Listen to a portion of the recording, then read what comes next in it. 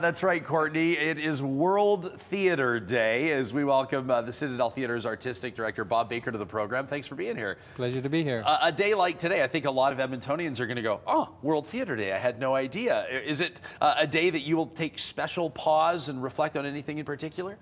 Yeah, it's not unusual to have something that you're in your profession where the world, the world gets to focus on it for a minute. And World Theatre Day, it does mean something to the theater artists for sure. And it was started in 1961 by the International Theatre Institute, which is part of UNESCO, which is all about understanding and peace, and the World Theatre Day is to promote and protect cultural expression, especially in countries and places where entertainment or producing art is subversive and dangerous.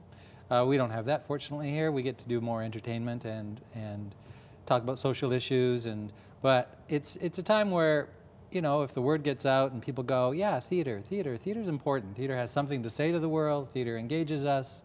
Theater gives us a heck of a good time of an evening. It does good work in the world. How many seasons has the Citadel been putting on A Christmas Carol? I mean, this is an iconic celebration of this holiday season. Last year we did our 13th annual production of Christmas Carol, coming up to the 14th, and it's fantastic. And I think it does what theater should do. It introduces people to the world of imagination. We offer a spectacle production. We have a lot of local people in it. There's 18 children in the show. And people come, more and more people come every year to see the show. We'd think it would dwindle, but it's the opposite. Last year we had the largest attendance ever. And there's 50% of the people who come to see Christmas Carol last year had never been to any theater at all before. Wow. So they're coming in, they're hearing a story at that time of year about generosity and selflessness. And I think that's what's great about theater, is it can tell us something about ourselves. It can take us to another place. It can make us look at ourselves. Are we being stingy? Are we being self-involved? Should we be a bit more generous? It wouldn't hurt. And so we can tell stories through entertainment that actually enlighten people and transform people. So. We were out at the Citadel season launch just a short time ago, and I know that you're very excited about Spamalot and Mary Poppins, and there's others that we could talk about. But in the 14 years that you've been working in this capacity as artistic director, how would you characterize where theater's at in Edmonton? Is it growing? Are you seeing more people come out to theater? Is it a challenge for you to retain your audience? Good questions, and of course I'm from Edmonton, so I've been around a long time, and I've been in other centers and back again now for 14 years, and the theater's a very healthy, Edmonton's a very healthy theater community for sure. It is a challenge for the last couple of years with the economy and everything else, an aging population. It's been a bit of a challenge to replace people who are getting too old or moving away and retiring, but we're really excited about that challenge and attracting newer audiences and younger audiences and family audiences, which we do with Christmas Carol and Mary Poppins.